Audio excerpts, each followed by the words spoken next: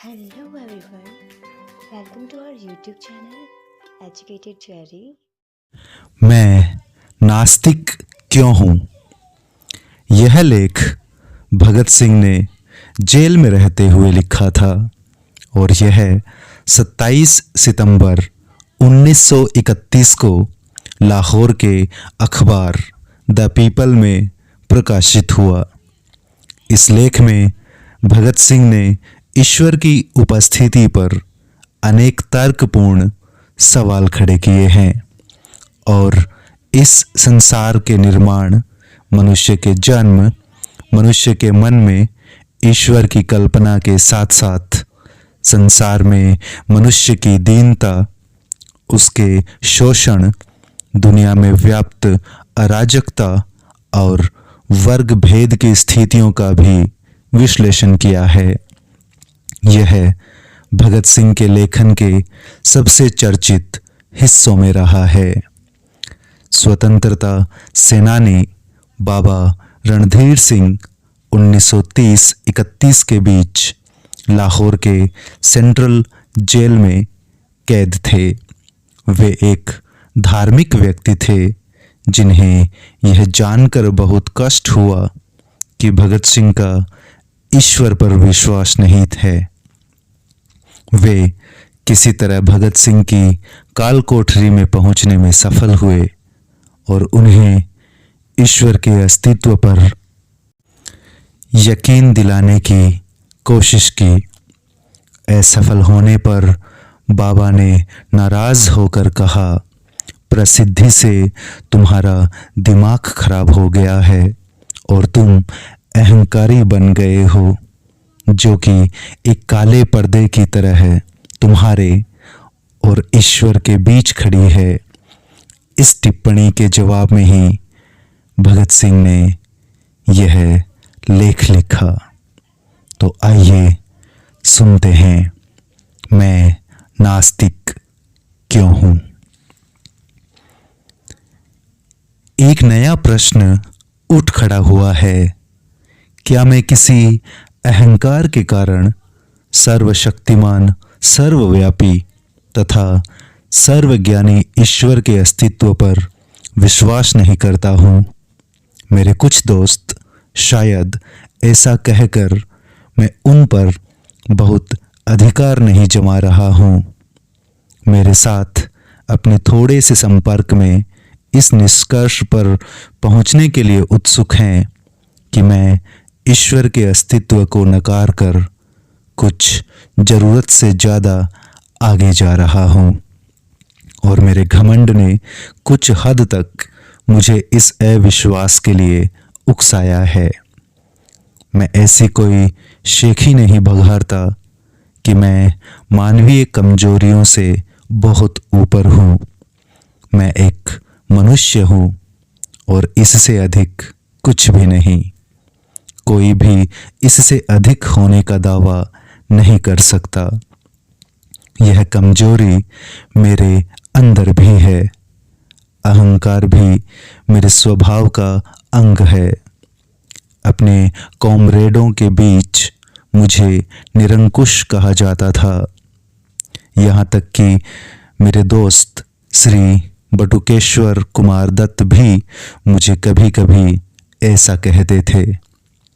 कई मौकों पर स्वेच्छाचारी कह मेरी निंदा भी की गई।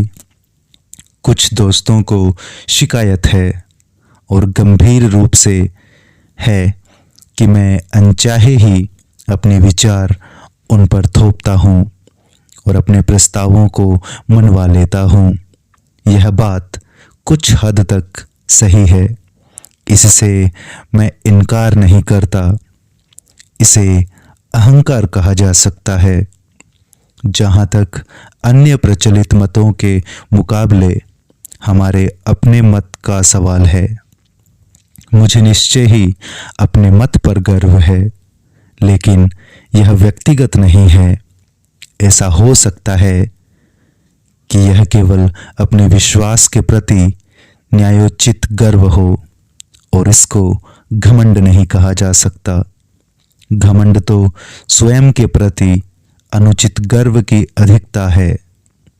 क्या यह अनुचित गर्व है जो मुझे नास्तिकता की ओर ले गया, अथवा इस विषय का खूब सावधानी से अध्ययन करने और उस पर खूब विचार करने के बाद मैंने ईश्वर पर अविश्वास किया। मैं यह समझने में पूरी तरह से असफल रहा हूं कि अनुचित गर्व या वृथाभिमान किस तरह किसी व्यक्ति के ईश्वर में विश्वास करने के रास्ते में रोड़ा बन सकता है। किसी वास्तव में महान व्यक्ति की महानता को मैं मान्यता न दूं, यह तभी हो सकता है जब मुझे भी थोड़ा ऐसा यश प्राप्त हो गया हो जिसके या तो मैं योग्य नहीं हूं या मेरे अंदर वे गुण नहीं हैं जो इसके लिए आवश्यक है। यहां तक तो समझ में आता है, लेकिन यह कैसे हो सकता है कि एक व्यक्ति जो ईश्वर में विश्वास रखता हो सहसा अपने व्यक्तिगत अहंकार के कारण उसमें विश्वास करना बंद कर दे। दो ही रास्ते संभव है, या तो मनुष्य अपने को ईश्वर का प्रतिद्वंदी समझने लगे या वह स्वयं को ही ईश्वर मानना शुरू कर दे। इन दोनों ही अवस्थाओं में वह सच्चा नास्तिक नहीं बन सकता। पहली अवस्था में तो वह अपने प्रतिद्वंदी के अस्तित्व को नकारता ही नहीं है। दूसरी अवस्था में भी वह एक ऐसी चेतना के अस्तित्व को मानता है जो पर्दे के पीछे से प्रकृति की सभी गतिविधियों का संचालन करती है। मैं तो उस सर्वशक्तिमान परमात्मा के अस्तित्व से ही इनकार करता हूँ। यह अहंकार नहीं है जिसने मुझे नास्तिकता के सिद्धांत को ग्रहण करने के लिए प्रेरित किया। मैं न तो एक प्रतिद्वंदी हूँ, न ही एक अवतार, और न ही स्वयं परमात्मा। इस अभियोग को अस्वीकार करने के लिए आइए तथ्यों पर गौर करें। मेरे इन दोस्तों के अनुसार दिल्ली बम केस और लाहौर षड्यंत्र केस के दौरान मुझे जो अनावश्यक यश मिला, शायद उस कारण मैं वृथाभिमानी हो गया हूँ। मेरा नास्तिकतावाद कोई अभी हाल ही की उत्पत्ति नहीं है। मैंने तो ईश्वर पर विश्वास करना तब छोड़ दिया था जब मैं एक अप्रसिद्ध नौजवान था। कम से कम एक कॉलेज का विद्यार्थी तो ऐसे किसी अनुचित अहंकार को नहीं पाल पोस सकता जो उसे नास्तिकता की ओर ले जाए। यद्यपि मैं कुछ अध्यापकों का चहेता था तथा कुछ अन्य को मैं अच्छा नहीं लगता था, पर मैं कभी भी बहुत मेहनती अथवा पढ़ाकू विद्यार्थी नहीं रहा। अहंकार जैसी भावना में फंसने का कोई मौका ही नहीं मिल सका। मैं तो एक बहुत लज्जालु स्वभाव का लड़का था जिसकी भविष्य के बारे में कुछ निराशावादी प्रकृति थी। मेरे बाबा, जिनके प्रभाव में मैं बड़ा हुआ, एक रूढ़िवादी आर्य समाजी हैं। एक आर्य समाजी और कुछ भी हो, नास्तिक नहीं होता। अपनी प्राथमिक शिक्षा पूरी करने के बाद मैंने DAV स्कूल लाहौर में प्रवेश लिया और पूरे 1 साल उसके छात्रावास में रहा। वहाँ सुबह और शाम की प्रार्थना के अतिरिक्त मैं घंटों गायत्री मंत्र जपा करता था। उन दिनों मैं पूरा भक्त था। बाद में मैंने अपने पिता के साथ रहना शुरू किया। जहाँ तक धार्मिक रूढ़िवादिता का प्रश्न है, वह एक उदारवादी व्यक्ति हैं। उन्हीं की शिक्षा से मुझे स्वतंत्रता के ध्येय के लिए अपने जीवन को समर्पित करने की प्रेरणा मिली, किंतु वे नास्तिक नहीं हैं। उनका ईश्वर में दृढ़ विश्वास है। वे मुझे प्रतिदिन पूजा प्रार्थना के लिए प्रोत्साहित करते रहते थे। इस प्रकार से मेरा पालन पोषण हुआ। असहयोग आंदोलन के दिनों में राष्ट्रीय कॉलेज में प्रवेश लिया। यहाँ आकर ही मैंने सारी धार्मिक समस्याओं, यहाँ तक कि ईश्वर के अस्तित्व में उदारतापूर्वक सोचना, विचारना तथा उसकी आलोचना करना शुरू किया। पर अभी भी मैं पक्का आस्तिक था। उस समय तक मैं अपने लंबे बाल रखता था।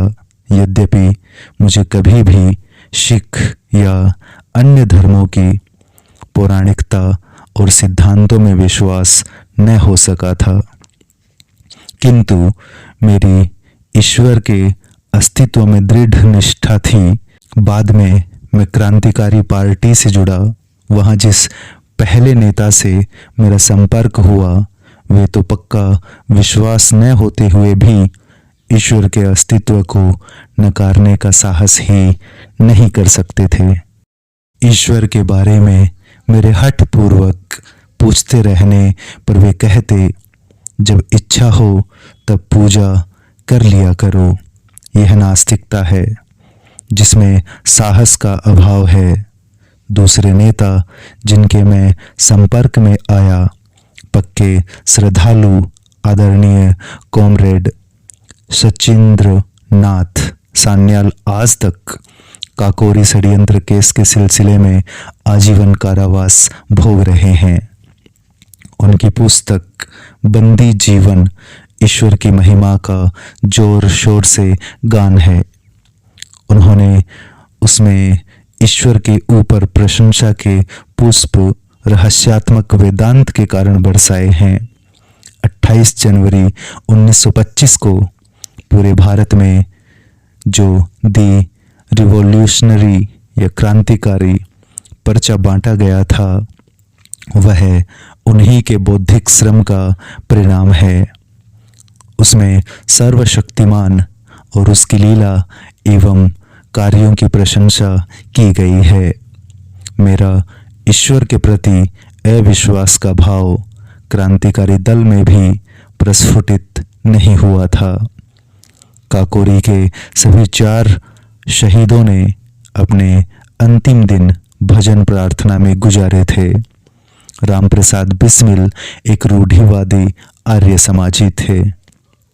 समाजवाद तथा साम्यवाद में अपने वृहद अध्ययन के बावजूद राजेन लाहिड़ी उपनिषद एवं गीता के श्लोकों के उच्चारण की अपनी अभिलाषा को दबा न सके। मैंने उन सब में सिर्फ एक ही व्यक्ति को देखा जो कभी प्रार्थना नहीं करता था और कहता था, दर्शन शास्त्र मनुष्य की दुर्बलता अथवा ज्ञान के सीमित होने के कारण उत्पन्न होता है। वह भी आजीवन निर्वासन की सजा भोग रहा है, परंतु उसने भी ईश्वर के अस्तित्व को नकारने की कभी हिम्मत नहीं की। इस समय तक मैं केवल एक रोमांटिक आदर्शवादी क्रांतिकारी था। अब तक हम दूसरों का अनुसरण करते थे। अब अपने कंधों पर जिम्मेदारी उठाने का समय आया था। यह मेरे क्रांतिकारी जीवन का एक निर्णायक बिंदु था। अध्ययन की पुकार मेरे मन के गलियारों में गूंज रही थी। विरोधियों द्वारा रखे गए तर्कों का सामना करने योग्य बनने के लिए अध्ययन करो। अपने मत के पक्ष में तर्क देने के लिए सक्षम होने के वास्ते पढ़ो। मैंने पढ़ना शुरू कर दिया। इससे मेरे पुराने विचार व विश्वास अद्भुत रूप से परिष्कृत हुए। रोमांस की जगह गंभीर विचारों ने ले ली। न और अधिक रहस्यवाद, नहीं अंधविश्वास, यथार्थवाद हमारा आधार बना। मुझे विश्व क्रांति के अनेक आदर्शों के बारे में पढ़ने का खूब मौका मिला। मैंने अराजकतावादी नेता बाकुनिन को पढ़ा, कुछ साम्यवाद के पिता मार्क्स को पढ़ा, किंतु अधिक लेनिन, त्रोत्स्की व अन्य लोगों को पढ़ा जो अपने देश में सफलतापूर्वक क्रांति लाए थे। वे सभी नास्तिक थे। बाद में मुझे निर्लम्ब स्वामी की पुस्तक सहज ज्ञान मिली। इसमें रहस्यवादी नास्तिकता थी। 1926 के अंत तक मुझे इस बात का विश्वास हो गया कि एक सर्वशक्तिमान परम आत्मा की बात, जिसने ब्रह्मांड का सृजन, दिग्दर्शन और संचालन किया, एक कोरी बकवास है। मैंने अपने इस अविश्वास को प्रदर्शित किया। मैंने इस विषय पर अपने दोस्तों से बहस की। मैं एक घोषित नास्तिक हो चुका था। मई 1927 में मैं लाहौर में गिरफ्तार हुआ। रेलवे पुलिस हवालात में मुझे 1 महीना काटना पड़ा। पुलिस अफसरों ने मुझे बताया कि मैं लखनऊ में था।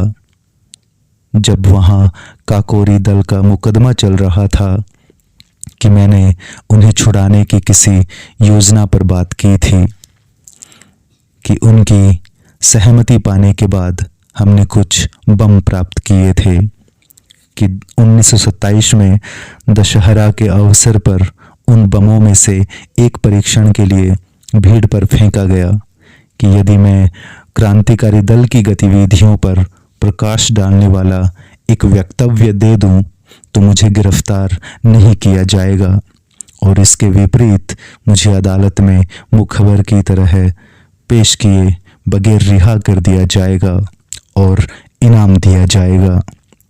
मैं इस प्रस्ताव पर हंसा। यह सब बेकार की बात थी। हम लोगों की भांति विचार रखने वाले अपनी निर्दोष जनता पर बम नहीं फेंका करते। एक दिन सुबह CID के वरिष्ठ अधीक्षक श्री न्यूमन ने कहा कि यदि मैंने वैसा वक्तव्य नहीं दिया तो मुझ पर काकोरी केस से संबंधित विद्रोह छेड़ने के षड्यंत्र तथा दशहरा उपद्रव में क्रूर हत्याओं के लिए मुकदमा चलाने पर बाध्य होंगे और कि उनके पास मुझे सजा दिलाने व फांसी पर लटकाने के लिए उचित प्रमाण हैं। उसी दिन से कुछ पुलिस अफसरों ने मुझे नियम से दोनों समय ईश्वर की स्तुति करने के लिए फुसलाना शुरू किया। पर अब मैं नास्तिक था। मैं स्वयं के लिए यह बात तय करना चाहता था कि क्या शांति और आनंद के दिनों में ही मैं नास्तिक होने का दंभ भरता हूँ या ऐसे कठिन समय में भी मैं उन सिद्धांतों पर अडिग विश्वास तथा प्रार्थना में नहीं कर सकता। मैंने एक क्षण के लिए भी नहीं की। यही असली परीक्षण था और मैं सफल रहा। अब मैं एक पक्का अविश्वासी था और तब से लगातार हूँ। इस परीक्षण पर खरा उतरना आसान काम न था। विश्वास कष्टों को हल्का कर देता है, यहाँ तक कि उन्हें सूख कर बना सकता है। ईश्वर में मनुष्य को अत्यधिक सांत्वना देने वाला एक आधार मिल सकता है। उसके बिना मनुष्य को अपने ऊपर निर्भर करना पड़ता है। तूफान और झंझावात के बीच अपने पांवों पर खड़ा रहना कोई बच्चों का खेल नहीं है। परीक्षा की इन घड़ियों में अहंकार यदि है तो भाप बनकर उड़ जाता है और मनुष्य अपने विश्वास को ठुकराने का साहस नहीं कर पाता। यदि ऐसा करता है तो इससे यह निष्कर्ष निकलता है कि उसके पास सिर्फ अहंकार नहीं वरन कोई अन्य शक्ति है। आज बिल्कुल वैसी ही स्थिति है। निर्णय का पूरा पता है। 1 सप्ताह के अंदर ही घोषित हो जाएगा कि मैं अपना जीवन एक ध्येय पर न्यौछावर करने जा रहा हूँ। इस विचार के अतिरिक्त और क्या सांत्वना हो सकती है। ईश्वर में विश्वास रखने वाला हिंदू पुनर्जन्म पर राजा होने की आशा कर सकता है। एक मुसलमान या ईसाई स्वर्ग में व्याप्त समृद्धि के आनंद की तथा अपने कष्टों और बलिदान के लिए पुरस्कार की कल्पना कर सकता है, किंतु मैं क्या आशा करूं? मैं जानता हूं कि जिस क्षण रस्सी का फंदा मेरी गर्दन पर लगेगा और मेरे पैरों के नीचे से तख्ता हटेगा, वह पूर्ण विराम होगा, वह अंतिम क्षण होगा। मैं या मेरी आत्मा सब वहीं समाप्त हो जाएगी, आगे कुछ न रहेगा। एक छोटी सी जूझती हुई जिंदगी जिसकी कोई ऐसी गौरवशाली परिणति नहीं है, अपने में स्वयं एक पुरस्कार होगी। यदि मुझ में इस दृष्टि से देखने का साहस हो, बिना किसी स्वार्थ के यहाँ या यहाँ के बाद पुरस्कार की इच्छा के बिना मैंने अनासक्त भाव से अपने जीवन को स्वतंत्रता के ध्येय पर समर्पित कर दिया है, क्योंकि मैं और कुछ नहीं कर सकता था। जिस दिन हमें इस मनोवृत्ति के बहुत से पुरुष और महिलाएं मिल जाएंगे जो अपने जीवन को मनुष्य की सेवा और पीड़ित मानवता के उद्धार के अतिरिक्त कहीं समर्पित कर ही नहीं सकते, उसी दिन मुक्ति के युग का शुभारंभ होगा। वे शोषकों, उत्पीड़कों और अत्याचारियों को चुनौती देने के लिए उत्प्रेरित होंगे, इसलिए नहीं कि उन्हें राजा बनना है या कोई अन्य पुरस्कार प्राप्त करना है, यहाँ या अगले जन्म में या मृत्योपरांत स्वर्ग में। उन्हें तो मानवता की गर्दन से दास्ता का जुआ उतार फेंकने और मुक्ति एवं शांति स्थापित करने के लिए इस मार्ग को अपनाना होगा। क्या वे उस रास्ते पर चलेंगे जो उनके अपने लिए खतरनाक किंतु उनकी महान आत्मा के लिए एकमात्र कल्पनीय रास्ता है? क्या इस महान ध्येय के प्रति उनके गर्व को अहंकार कहकर उसका गलत अर्थ लगाया जाएगा? कौन इस प्रकार के घृणित विशेषण बोलने का साहस करेगा? या तो वह मूर्ख है या धूर्त। हमें चाहिए कि उसे क्षमा कर दें, क्योंकि वह उस हृदय में उद्वेलित उच्च विचारों, भावनाओं, आवेगों तथा उनकी गहराई को महसूस नहीं कर सकता। उसका हृदय मांस के एक टुकड़े की तरह मृत है। उसकी आंखों पर अन्य स्वार्थों के प्रेतों की छाया पड़ने से वे कमजोर हो गई है। स्वयं पर भरोसा रखने के गुण को सदैव अहंकार की संज्ञा दी जा सकती है। यह दुखपूर्ण और कष्टप्रद है, पर चारा ही क्या है? आलोचना और स्वतंत्र विचार एक क्रांतिकारी के दोनों अनिवार्य गुण हैं, क्योंकि हमारे पूर्वजों ने किसी परम आत्मा के प्रति विश्वास बना लिया था। अतः कोई भी व्यक्ति जो उस विश्वास को सत्यता या उस परम आत्मा के अस्तित्व को ही चुनौती दे, उसको विधर्मी, विश्वासघाती कहा जाएगा। यदि उसके तर्क इतने अकाट्य हैं कि उनका खंडन वितर्क द्वारा नहीं हो सकता और उसकी आस्था इतनी प्रबल है कि उसे ईश्वर के प्रकोप से होने वाली विपत्तियों का भय दिखाकर दबाया नहीं जा सकता, तो उसकी यह कहकर निंदा की जाएगी कि वह वृथाभिमानी है। यह मेरा अहंकार नहीं था जो मुझे नास्तिकता की ओर ले गया। मेरे तर्क का तरीका संतोषप्रद सिद्ध होता है या नहीं, इसका निर्णय मेरे पाठकों को करना है, मुझे नहीं। मैं जानता हूं कि ईश्वर पर विश्वास ने आज मेरा जीवन आसान और मेरा बोझ हल्का कर दिया होता। उस पर मेरे अविश्वास ने सारे वातावरण को अत्यंत शुष्क बना दिया है। थोड़ा सा रहस्यवाद इसे कवित्वमय बना सकता है, किंतु मेरे भाग्य को किसी उन्माद का सहारा नहीं चाहिए। मैं यथार्थवादी हूँ। मैं अंततः प्रकृति पर विवेक की सहायता से विजय चाहता हूँ। इस ध्येय में मैं सदैव सफल नहीं हुआ हूँ। प्रयास करना मनुष्य का कर्तव्य है। सफलता तो संयोग तथा वातावरण पर निर्भर है। कोई भी मनुष्य जिसमें तनिक भी विवेक शक्ति है, वह अपने वातावरण को तार्किक रूप से समझना चाहेगा। जहाँ सीधा प्रमाण नहीं है, वहाँ दर्शन शास्त्र का महत्व है।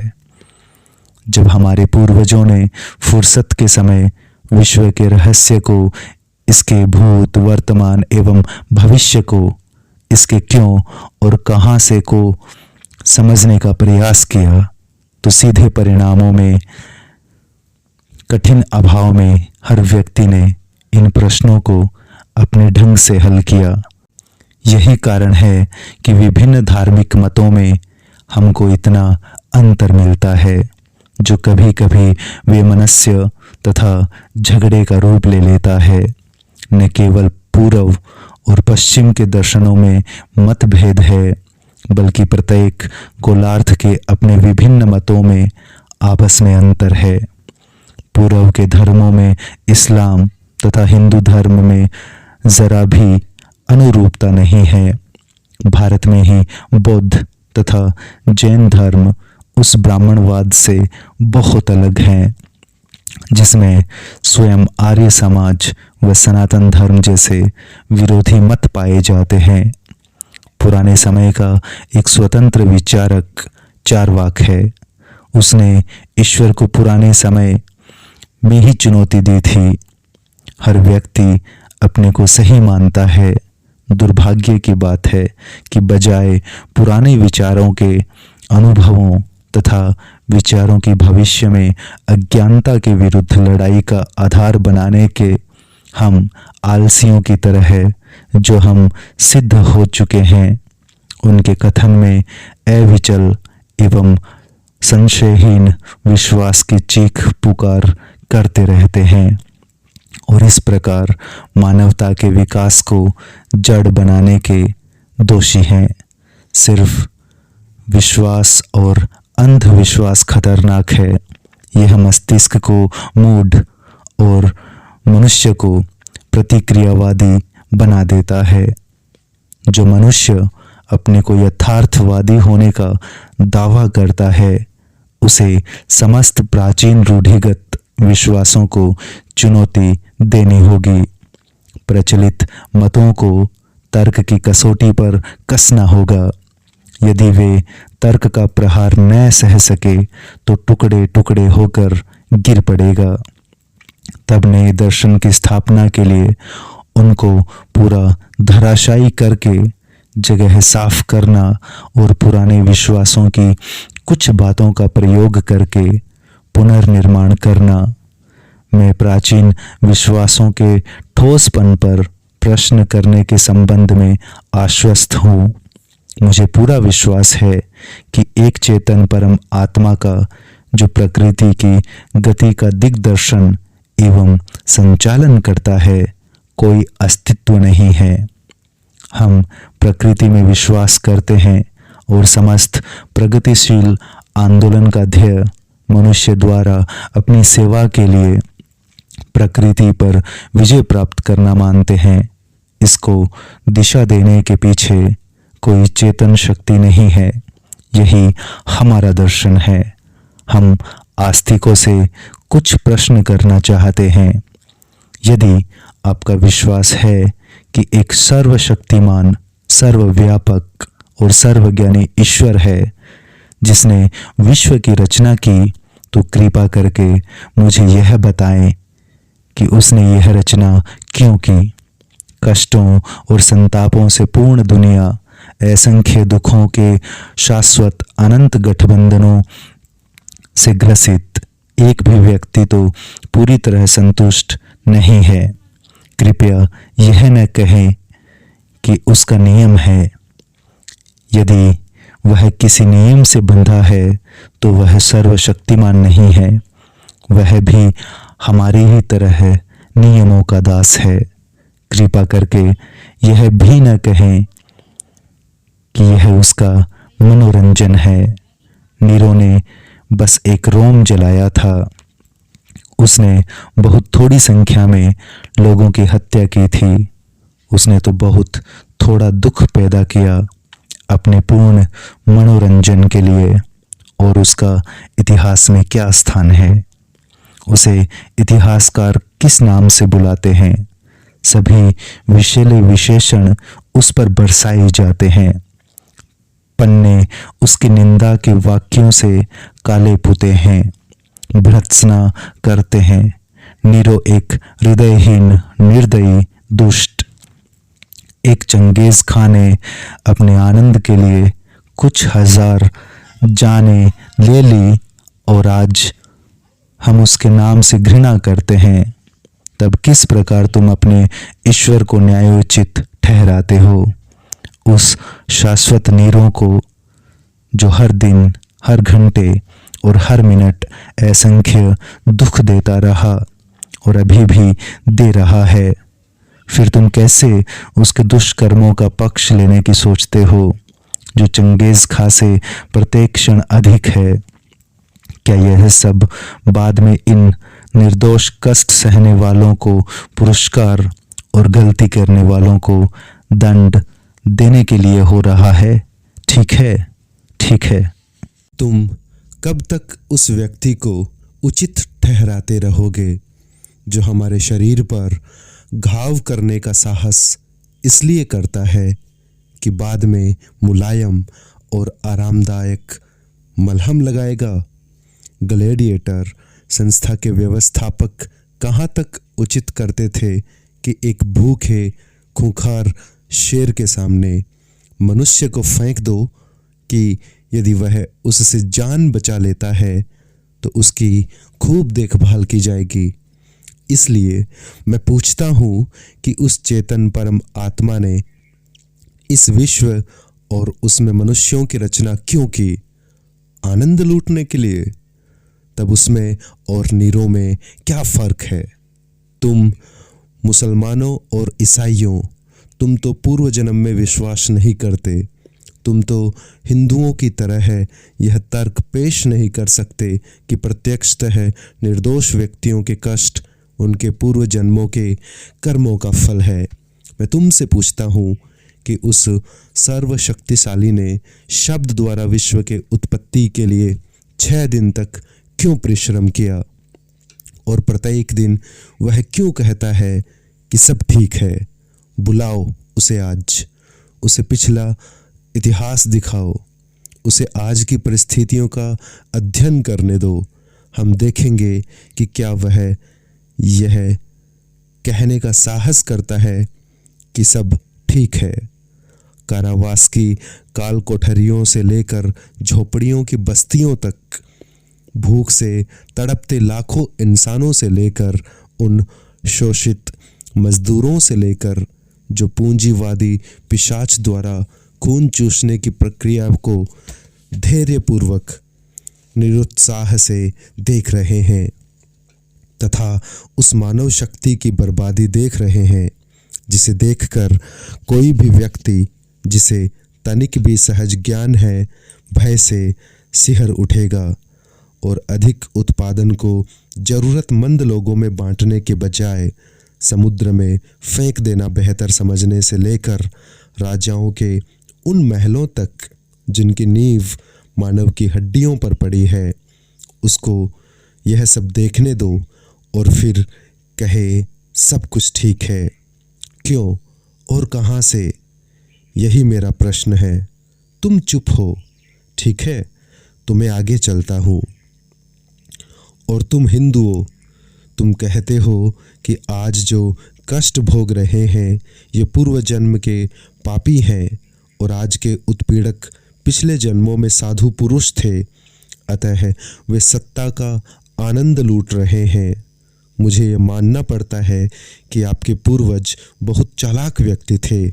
उन्होंने ऐसे सिद्धांत गढ़े जिनमें तर्क और अविश्वास के सभी प्रयासों को विफल करने की काफ़ी ताकत है।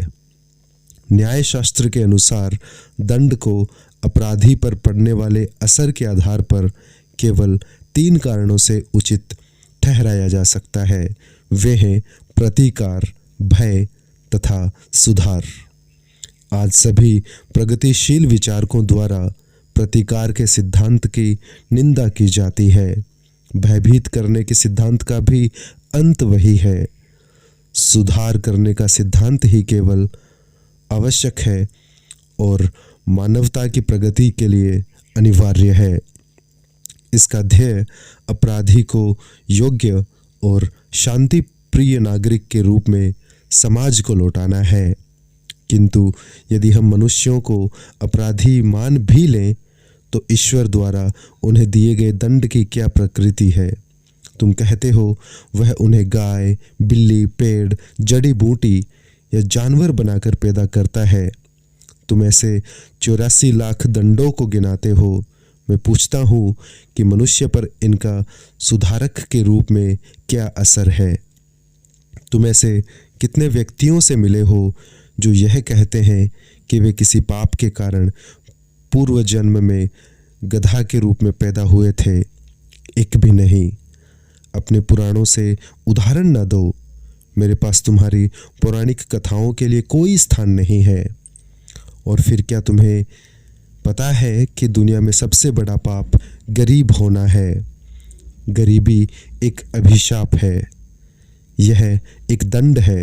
मैं पूछता हूँ कि दंड प्रक्रिया की कहाँ तक प्रशंसा करें, जो अनिवार्यतः मनुष्य को और अधिक अपराध करने को बाध्य करे? क्या तुम्हारे ईश्वर ने यह नहीं सोचा था, या उसको भी ये सारी बातें मानवता द्वारा अकथनीय कष्टों के झेलने की कीमत पर अनुभव से सीखनी है? तुम क्या सोचते हो, किसी गरीब या अनपढ़ परिवार जैसे एक चमार या मेहतर के यहाँ पैदा होने पर इंसान का क्या भाग्य होगा? चूँकि वह गरीब है इसलिए पढ़ाई नहीं कर सकता। वह अपने साथियों से तिरस्कृत एवं परित्यक्त रहता है, जो ऊंची जाति में पैदा होने के कारण अपने को ऊंचा समझते हैं। उसका अज्ञान, उसकी गरीबी तथा उससे किया गया व्यवहार उसके हृदय को समाज के प्रति निष्ठुर बना देते हैं। यदि वह कोई पाप करता है तो उसका फल कौन भोगेगा? ईश्वर, वह स्वयं, या समाज के मनीषी? और उन लोगों के दंड के बारे में क्या होगा जिन्हें दंभी ब्राह्मणों ने जानबूझकर अज्ञानी बनाए रखा तथा जिनको तुम्हारी ज्ञान की पवित्र पुस्तकों वेदों के कुछ वाक्य सुन लेने के कारण कान में पिघले शीशे की धारा सहन करने की सजा भुगतनी पड़ती थी? यदि वे कोई अपराध करते हैं तो उसके लिए कौन जिम्मेदार होगा और उनका प्रहार कौन सहेगा? मेरे प्रिय दोस्तों, ये सिद्धांत विशेषाधिकार युक्त लोगों के आविष्कार हैं। ये अपनी हथियाई हुई शक्ति, पूंजी तथा उच्चता को इन सिद्धांतों के आधार पर सही ठहराते हैं। अपटान सिंक्लेयर ने लिखा था कि मनुष्य को बस अमरत्व में विश्वास दिला दो और उसके बाद उसकी सारी संपत्ति लूट लो। वह बगैर बड़बड़ाए इस कार्य में तुम्हारी सहायता करेगा। धर्म के उपदेशकों तथा सत्ता के स्वामियों के गठबंधन से ही जेल, फांसी, कोड़े और ये सिद्धांत उपजते हैं। मैं पूछता हूँ, तुम्हारा सर्वशक्तिमान ईश्वर हर व्यक्ति को क्यों नहीं उस समय रोकता है जब वह कोई पाप या अपराध कर रहा होता है? यह तो वह बहुत आसानी से कर सकता है। उसने क्यों नहीं लड़ाकू राजाओं की लड़ने की उग्रता को समाप्त किया और इस प्रकार विश्व युद्ध द्वारा मानवता पर पड़ने वाली विपत्तियों से उसे बचाया? उसने अंग्रेजों के मस्तिष्क में भारत को मुक्त कर देने की भावना क्यों नहीं पैदा की? वह क्यों नहीं पूंजीपतियों के हृदय में यह परोपकारी उत्साह भर देता है कि वे उत्पादन के साधनों पर अपना व्यक्तिगत संपत्ति का अधिकार त्याग दें और इस प्रकार केवल संपूर्ण श्रमिक समुदाय वरन समस्त मानव समाज को पूंजीवादी वेड़ियों से मुक्त करें। आप समाजवाद की व्यवहारिकता पर तर्क करना चाहते हैं, मैं इसे आपके सर्वशक्तिमान पर छोड़ देता हूँ कि वह लागू करे। जहाँ तक सामान्य भलाई की बात है, लोग समाजवाद के गुणों को मानते हैं, वे इसके व्यवहारिक न होने का बहाना लेकर इसका विरोध करते हैं। परमात्मा को आने दो और वह चीज़ को सही तरीके से कर दे। अंग्रेजों की हुकूमत यहाँ इसलिए नहीं है कि ईश्वर चाहता है, बल्कि इसलिए कि उनके पास ताकत है और हम में उनका विरोध करने की हिम्मत नहीं। वे हमको अपने प्रभुत्व में ईश्वर की मदद से नहीं रखे हैं, बल्कि बंदूकों, राइफलों, बम और गोलियों, पुलिस और सेना के सहारे। यह हमारी उदासीनता है कि वे समाज के विरुद्ध सबसे निंदनीय अपराध, एक राष्ट्र का दूसरे राष्ट्र द्वारा अत्याचारपूर्ण शोषण सफलतापूर्वक कर रहे हैं। कहाँ है ईश्वर? क्या वह मनुष्य जाति के इन कष्टों का मजा ले रहा है? एक नीरो, एक चंगेज, उसका नाश हो। क्या तुम मुझसे पूछते हो कि मैं इस विश्व की उत्पत्ति तथा मानव की उत्पत्ति की व्याख्या कैसे करता हूँ?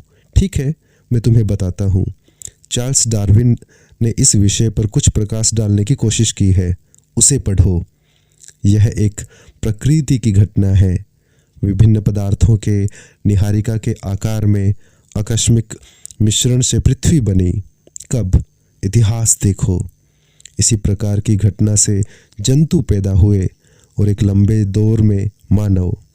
डार्विन की जीव की उत्पत्ति पढ़ो।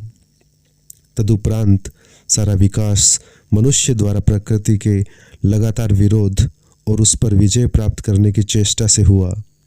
यह इस घटना की संभवतः सबसे सूक्ष्म व्याख्या है। तुम्हारा दूसरा तर्क यह हो सकता है कि क्यों एक बच्चा अंधा या लंगड़ा पैदा होता है? क्या यह उसके पूर्व जन्म में किए गए कार्यों का फल नहीं है? जीव विज्ञान वेताओं ने इस समस्या का वैज्ञानिक समाधान निकाल लिया है। अवश्य ही तुम एक और बचकाना प्रश्न पूछ सकते हो, यदि ईश्वर नहीं है तो लोग उसमें विश्वास क्यों करने लगे? मेरा उत्तर सूक्ष्म तथा स्पष्ट है। जिस प्रकार वे प्रेतों तथा दुष्ट आत्माओं में विश्वास करने लगे, अंतर केवल इतना ही है कि ईश्वर में विश्वास विश्वव्यापी है और दर्शन अत्यंत विकसित। इसकी उत्पत्ति का श्रेय उन शोषकों की प्रतिभा को है जो परमात्मा के अस्तित्व का उपदेश देकर लोगों को अपने प्रभुत्व में रखना चाहते थे तथा उनसे अपनी विशिष्ट स्थिति का अधिकार एवं अनुमोदन चाहते थे। सभी धर्म, संप्रदाय, पंथ और ऐसी अन्य संस्थाएं अंत में निर्दयी और शोषक संस्थाओं, व्यक्तियों तथा वर्गों के समर्थक हो जाती हैं। राजा के विरुद्ध हर विद्रोह हर धर्म में सदैव ही पाप रहा है। मनुष्य की सीमाओं को पहचानने पर, उसकी दुर्बलता व दोष को समझने के बाद परीक्षा की घड़ियों में मनुष्य को बहादुरी से सामना करने के लिए उत्साहित करने, सभी खतरों को पुरुषत्व के साथ झेलने तथा संपन्नता एवं ऐश्वर्य में उसके विस्फोट को बांधने के लिए ईश्वर के काल्पनिक अस्तित्व की रचना हुई। अपने व्यक्तिगत नियमों तथा अभिभावकीय उदारता से पूर्ण ईश्वर की बढ़ा चढ़ाकर कल्पना एवं चित्रण किया गया। जब उसकी उग्रता तथा व्यक्तिगत नियमों की चर्चा होती है तो उसका उपयोग एक भय दिखाने वाले के रूप में किया जाता है ताकि कोई मनुष्य समाज के लिए खतरा न बन जाए। जब उसके अभिभावक गुणों की व्याख्या होती है तो उसका उपयोग एक पिता, माता, भाई बहन, दोस्त तथा सहायक की तरह किया जाता है। जब मनुष्य अपने सभी दोस्तों द्वारा विश्वासघात तथा त्याग देने से अत्यंत क्लेश में हो, तब उसे इस विचार से सांत्वना मिल सकती है कि एक सदा सच्चा दोस्त उसकी सहायता करने को है उसको सहारा देगा तथा वह सर्वशक्तिमान है और कुछ भी कर सकता है। वास्तव में आदिम काल में यह समाज के लिए उपयोगी था। पीड़ा में पड़े मनुष्य के लिए ईश्वर की कल्पना उपयोगी होती है। समाज को इस विश्वास के विरुद्ध लड़ना होगा। मनुष्य जब अपने पैरों पर खड़ा होने का प्रयास करता है तथा यथार्थवादी बन जाता है, तब उसे श्रद्धा के एक ओर फेंक देना चाहिए और उन सभी कष्टों परेशानियों का पुरुषत्व के साथ सामना करना चाहिए जिनमें परिस्थितियां उसे पटक सकती हैं। यही आज मेरी स्थिति है। यह मेरा अहंकार नहीं है मेरे दोस्त, यह मेरे सोचने का तरीका है जिसने मुझे नास्तिक बनाया है। ईश्वर में विश्वास और रोज बरोज की प्रार्थना को मैं मनुष्यों के लिए सबसे स्वार्थी और गिरा हुआ काम मानता हूँ। मैंने उन नास्तिकों के बारे में पढ़ा है जिन्होंने सभी विपदाओं का बहादुरी से सामना किया। अंत में मैं भी एक पुरुष की भांति फांसी के फंदे की अंतिम घड़ी तक सिर ऊंचा किए खड़ा रहना चाहता हूँ। हमें देखना है कि मैं कैसे निभा पाता हूँ। मेरे एक दोस्त ने मुझे प्रार्थना करने को कहा। जब मैंने उसे नास्तिक होने की बात बताई तो उसने कहा, अपने अंतिम दिनों में तुम विश्वास करने लगोगे।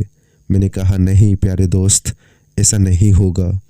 मैं इसे अपने लिए अपमानजनक तथा भ्रष्ट होने की बात समझाता हूँ। स्वार्थी कारणों से मैं प्रार्थना नहीं करूँगा। पाठकों और दोस्तों, क्या यह अहंकार है? अगर है तो मैं स्वीकार करता हूँ।